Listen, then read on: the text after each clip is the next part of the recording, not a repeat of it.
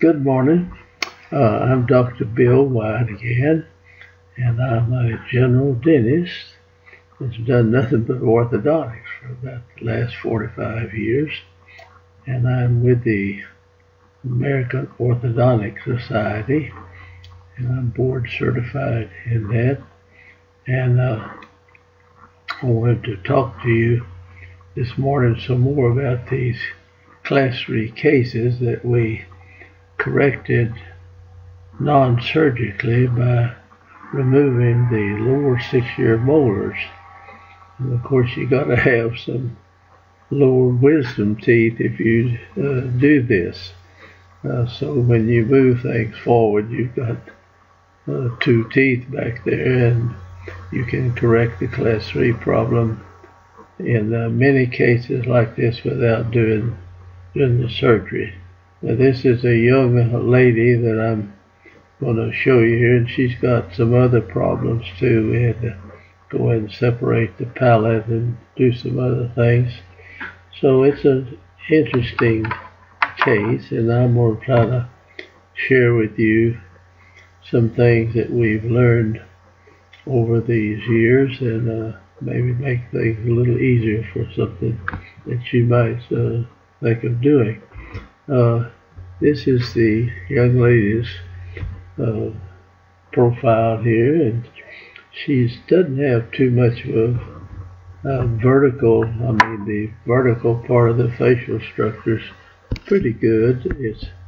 It's not too much different from that, and then up to the, so this is what we like to look at, get the face in the normal position here. Now when we look at her from the front, and I'm sorry I took a bad picture of this. This was back when we had to develop film, and once you got it, you had it, and that was all I had. So anyway, this is kind of bad looking at her with her eyes halfway shut like that. No big problem as far as, but you can see the prominence of the lower jaw here, and you see a little bit of deficiency in this area at the base of the nose and right around the lip structure right here. Not real bad, but you do pick that up from that view. Now when she smiles, of course you can see a lot more problem. And you can see these anterior teeth right here in a crossbite, and she's got cuspids coming up that are impacted or not totally impacted. They just don't have room to come in, so they're coming in here under the lips like that. This is not a bad case to treat. Now we go in here, and I'm going to show you, we felt like we could really treat this case by taking out the lower 6-year molars, and we expanded the palate. Let's see, we're in crossbite here too, so we're going to have to go out with the maxillary arch here and correct that. Excuse me. And we'll open this up and make room for these to come in, and this helps our problem too in here, and we'll take some of this fullness away as we treat this case. So it's an interesting case, and I sat down with the parents and I went over everything of what we would do and how we would bring this part in, you see, and we would eliminate this, and we would bring this tooth up to where it would meet in a Class 1 relation, you see, something like this in this area. And it really made sense to the parents. Both father and mother came, and we went over this, and they said, well, that sounds sensible, rather than going in and do surgery or something else on a case like this. So I made out an extraction deal for them to go to their dentist. And I knew the dentist. I think he may have sent them in to me Well, when he looked at that and said, take out the 6-year molars, he just had I mean, it just really floored him that we would even think about taking out these 6-year molars. Now, if she hadn't had wisdom teeth back here, we would never have suggested that at all. Well, they came back and I sat down with them again. We went over it, what they might do and what they'd have to do if we didn't do that. And they said, well, it makes good sense. See, we had crowding in here too, see, and we're going to have to bring this out. Of course, you'd bring this out some to get the cuspid down. You might could get through, but then you'd have it really fuller than you wanted. So we went over it again, and they agreed that this made sense. I sent her back over to them, and he said, well, he wasn't going to take them out. And I knew him good, and we met at the Dental Society meeting. I said, well, do you mind if I have somebody else take them out? And he said, no, but I'm not going to take them out. So I sent them to an oral surgeon friend of mine and his, and of course he didn't bat an eye. He took them out just like just nothing. I mean, when you send something in to the oral surgeon, tell him to take it out, he just went right after it, you know.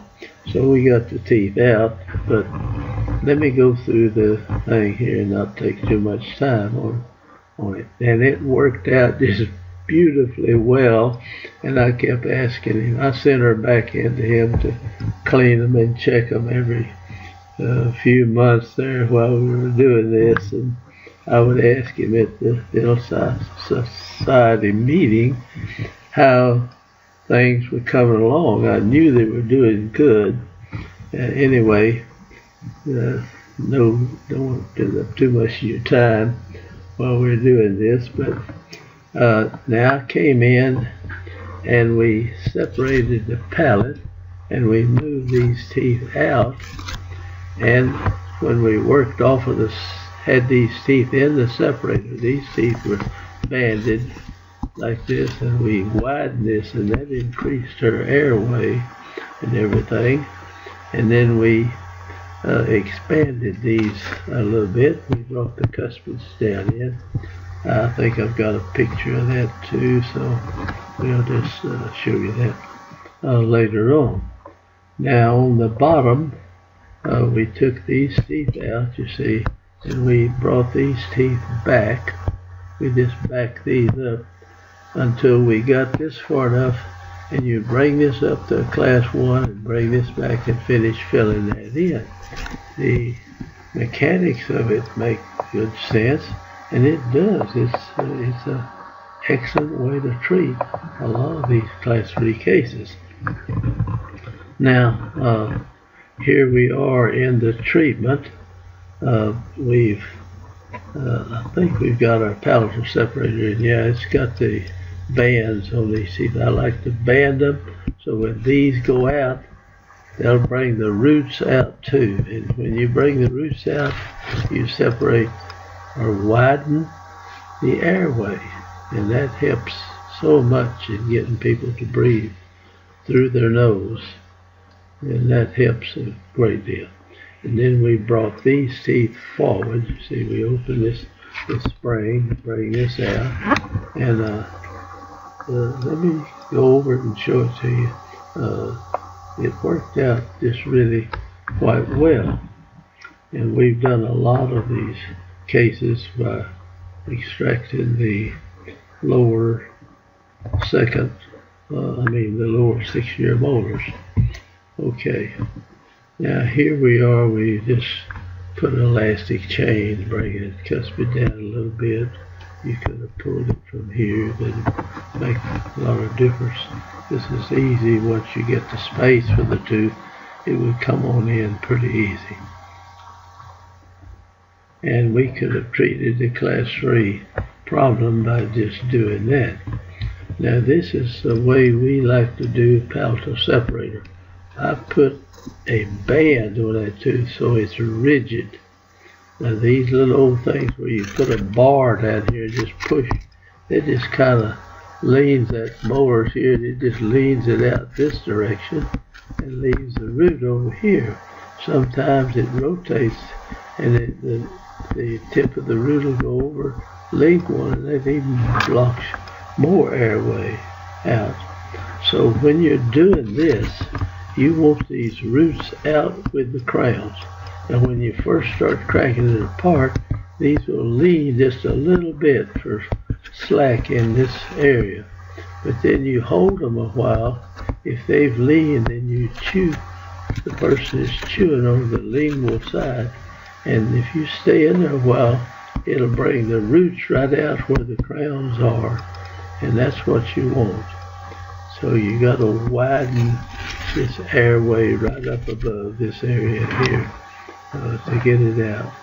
Now, so we make our palatal separators ourselves, and there's a big secret in these palatal separators.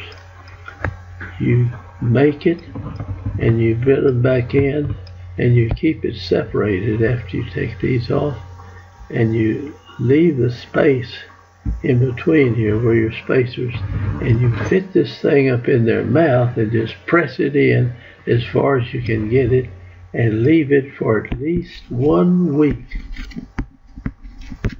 Just leave that in there, or maybe a few days longer, but it'll get food up around this part when it's not cemented, and it'll won't smell very good if you leave it very long. But leave it about a week anyway, and take it back and wash it real good and flush this area out.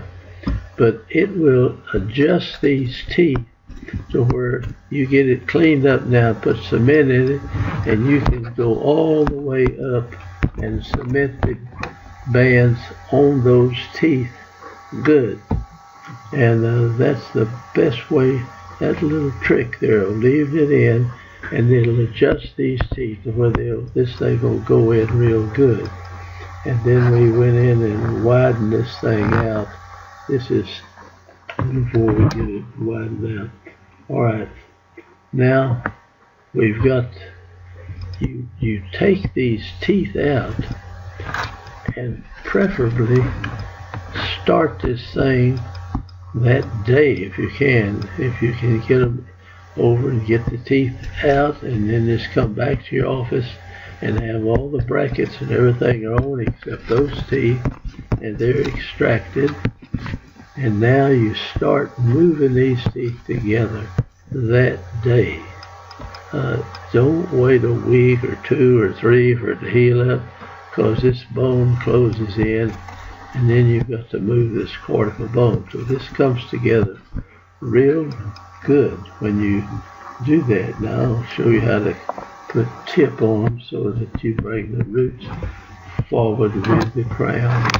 We'll bring this back to where you bring this up to class 1, and you see where you're going, where you bring this back to class 1, see? And you see how you're going, and you use class 2 elastics or class 3 elastics to help put those teeth in the exact place you want them.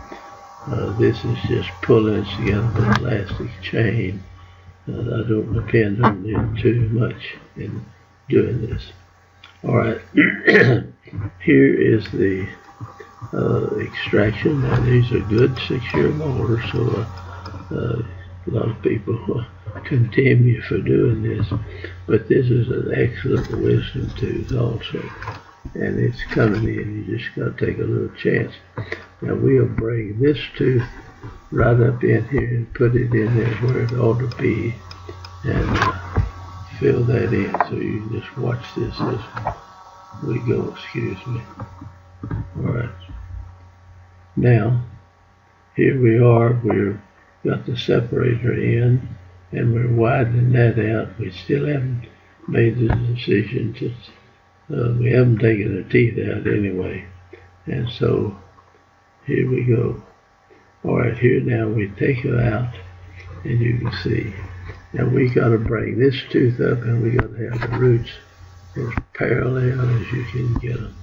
You know, bring it forward. So just watch those teeth as they come forward. Okay, now I started pulling over here, and I didn't put the correct little loop in there as you pull it, and so this one had moved a long way. Let me go back and kind of show it had gone from there to this. Now, that you think, well, I'm getting ahead here. This slows you down, really, if you pull the thing and keep it parallel. Now, most of the time when we get in here with a pretty good wire, a real heavy round 018 round wire, but preferably like I'm using 18,000 slots, so I use a 1725 wire, and we build a little spring that comes out like this, and we go down, and then we drop that. You put this in here, and of course it's trying to go here, and you raise it up, and this little spring will tend to move the roots forward in here.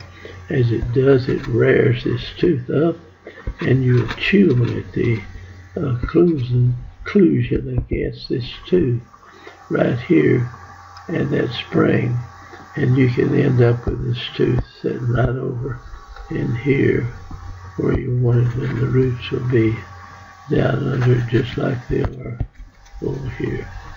That's terrible artwork there, but you get the idea. Alright, let's go on now to another one. Now we come in with that little spring, you see. So the space is not much more, but the roots are coming forward on this tooth. We've got them now about the same place, and you see these roots are good. Now you've got to think about keeping this from tilting back too if you're going to move it. So you may have to put some tip in. And this tooth, you can kind of put a little tip like that. That's not good. Draw it. Take the wire, and you got your bracket right in here. You come down here and go up and come here with the wire, and you hook that in there, and that makes these roots come back in that direction. You do anything within reason that you need to with teeth if you'll really learn how to bend wire. And that's one thing they don't have time, and they don't teach the orthodontics in orthodontic school a whole lot about bending wire. And some of them used to go out to Tweed's deal and learn a few things. Got it. Now here we're pulling it up, and now this is the wisdom tooth coming in up underneath here, see. Now I bracket this tooth and make sure it stays in line here. Now when you finish it, you have to make a retainer that keeps this tooth up. And so I've shown how to do that in a video. And then you let the wisdom tooth come on up in underneath here, which may come in a year or so after you finish the orthodontics. Now let's see how good we did some of this. Now there it is later, and we're holding this tooth in place, you see, and holding, waiting here. This has come up almost all the way. The roots could be a little more than these roots. I really would like to get them over this way just a little bit, and they probably will shift that direction. The arch wire tends to put them there some. Now, my throat's kind of getting choked up here. Okay, we'll continue on this. Now when I took the palatal separator out, I cut those deals off, left them so I could catch hold of that if I needed to. And this is age 16, nearly 17 years old now at this point. And this was 1988. Now, here we comb, and this one is 289, and we've taken everything off the top. So I've got to put a retainer in there with acrylic that kind of goes under the edge of this, and your main wire goes around and circles around on the outside. And then you have to come back here and make sure that this tooth cannot go down. This acrylic stops it. But your wire could go down. So on the buckle you put something under the wire to hold it, so you have to snap it over there, and for this to go down you have to push this one down, and then this one is hitting here and it won't go down, and that'll keep this tooth right where it is until this tooth is able to come in. The wisdom tooth is able to come in underneath that. And it's you probably haven't tried that or done that in your retention. People don't teach enough retention. Now your upper wisdom tooth will come in, and you may have to extract it later down the line. I don't know, you leave it alone till a later date. So this young lady is nearly 18 years old now.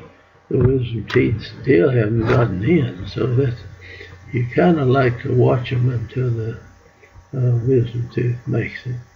And I don't know what this one is. It's 1991. Well, she's 19 years old right now at this point, 19 and 3 months. And this tooth is still up here. So we're wearing a retainer that's keeping this second molar from dropping down above. And either she didn't have an upper wisdom tooth and we've had it out, but she's still got the one over here. She probably didn't have that one. Now on this side, you can see the tooth now coming through here, and it's in good shape. Now even these teeth have lined up good, you see, all through here. Now that's much better to me than going in there and doing surgery on some case like this. And we've done this on some rather severe cases. They get too severe, this doesn't work. We have to do the surgery. All right, we'll run through this. We used the intruding arch wire, and we got the teeth separated out. Now here, this is that little loop that I was showing you.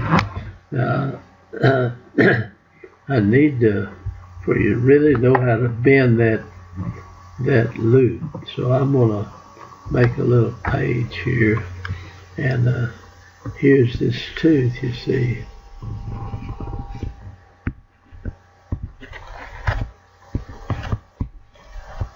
And we're dragging it forward.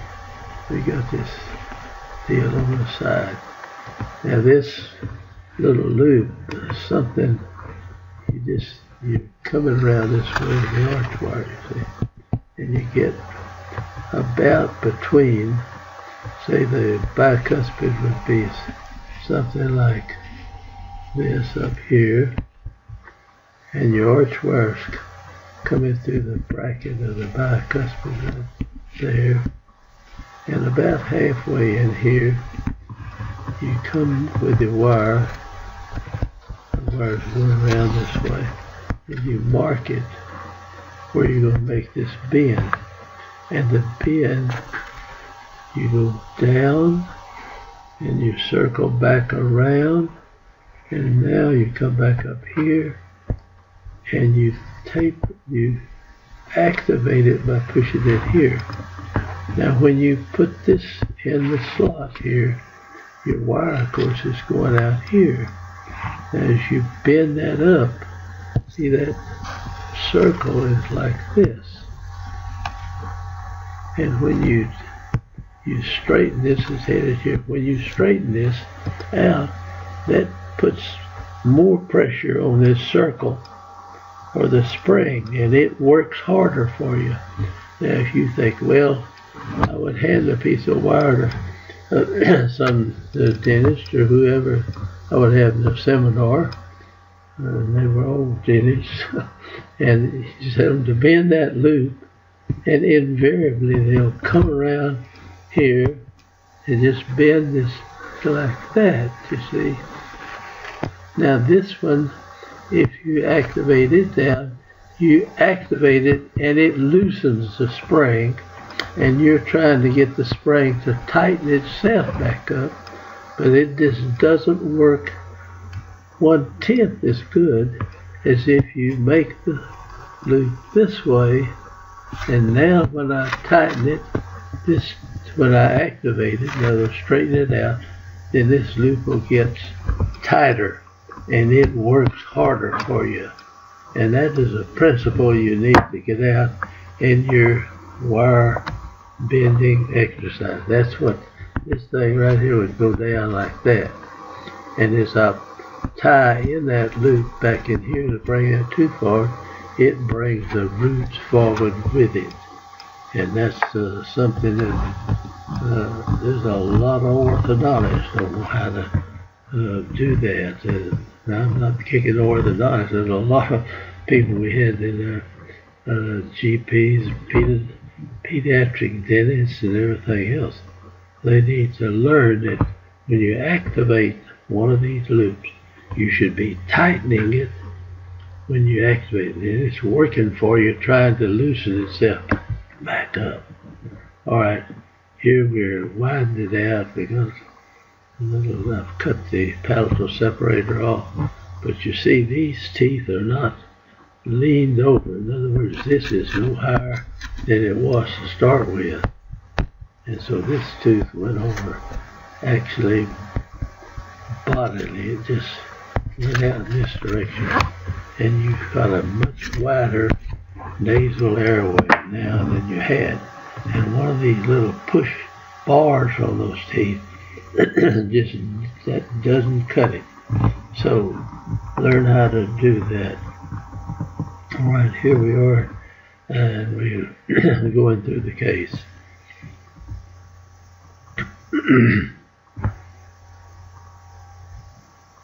That was a bad picture. Showed now here we are closed up. You see these teeth are pretty flat. They've come about this far already. See, and we'll bring them right on up, and they will be virtually leveled out. There's that little spring loop. See, we're tying in the spring, bringing it forward.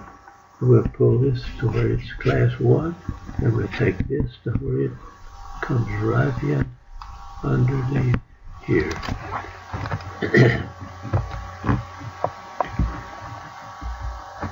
And there's a little illustration, but you couldn't see. You need to always think it's this way. See? And you come up here and you activate it. And you can put more activation in that. If you put too much and you got a round wire, it'll roll the tooth one way or the other. It's much better to use a rectangular wire. See, the wire's going, well, it'd be the other way around. It'd be like this. And the wire comes out here and goes down. And twist. It won't roll on you. And it'll bring your tooth straight into that. Now this is a blown up 1-to-1 picture. So you just really got to see this darn stuff to see how to do it. Now, I actually widen or move this molar out further than the bicuspid. If you notice this, the arch wire comes out, and we made this deal, and we went out as we twisted this, and so this is out at another plane from this, which the bicuspid is fitting here, and that brought the molar out where it will work too. And it goes up under the cusp. These little things, you need to pay attention to them and do them. These little wing brackets are good. I stopped using them back when we didn't have good sealants, but we've got excellent sealants, you bend these up or down, however you want. The wing is kind of flexible, and where you put it, it'll rotate this tooth real easy. So I recommend that type of bracket. Now you use a little bracket, you see, so you've got a inner bracket space that wide. And if you're using double brackets, twin brackets, your inner bracket space is much shorter, and you can't bend this wire and activate it as much as you can with a little wider space. And then I use the smaller wire in all of our work. You can do anything under the sun with a smaller wire, as long as you got the big daddy wire on the outside if you want to expand. And by the way, you can put this large wire that costs you about 50 cents on the outside, and I do believe that I can do anything with a wire on the outside that you can do with putting all kinds of these fancy gadgets on the inside. And it doesn't cost you anything, and nobody's gonna sell that. They can't sell it, so nobody tells you about it. So people do not think you can do that, but you can take the large wire. Now the big one up here, we put in that little hole down here. We kind of come in here and then just finish the wire back in this area. Okay, let's go the big daddy arch wire. Okay, here we've lined up the upper and the lower, and everything's good. We'll try to get this on. We'll pull this on back. Now we pull this a little further, and we're going to pull these back, you see. Get them in there. Alright, we're nearly finished. My wife's making dinner on me, so I better hurry up here. So this upper is good, and we went on through this and got that space closed up, and here's the profile. Now you see this is the lip structure looks much better than it did when we started. When this was out further, we were able to bring that back in, and that improved the looks and of course the way it worked out. And here it is. We've done everything but the three we have bonded on the back yet, and we use no deals across the occlusion. This is a wraparound retainer, and it'll stay in. I can make these things stay in by putting acrylic under them and put them exactly where you want them. Now that's where we took this, and I'll show you how to keep this. You've put acrylic under this tooth right here, just a little bit. I mean, a good composite, really. Then you have the retainer where the acrylic on the retainer holds the second molar up, and this snaps over this, and it won't let this wire go down because it hits this. It pushes the tooth down, and the occlusion keeps it up, and it holds the second molar in place until the wisdom tooth comes up in there.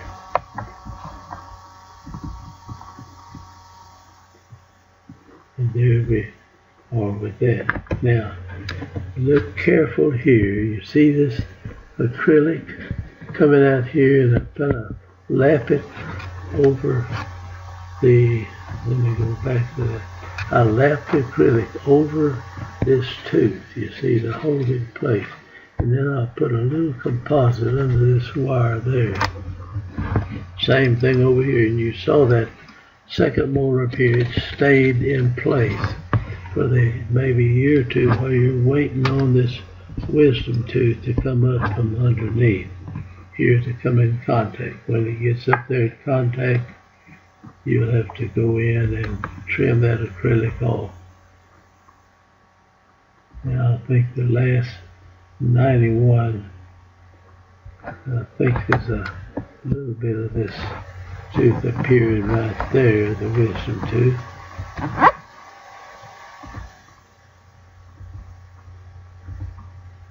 Alright, here's, I think, about the last picture.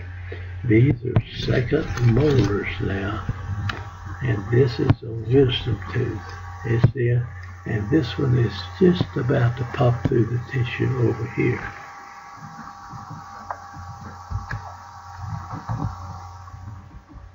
And there's the finished pictures of her.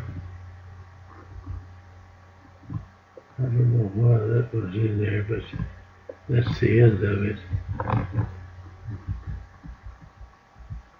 I tell you, after these teeth get in, she can go to about 10 dentists, and they can be good dentists.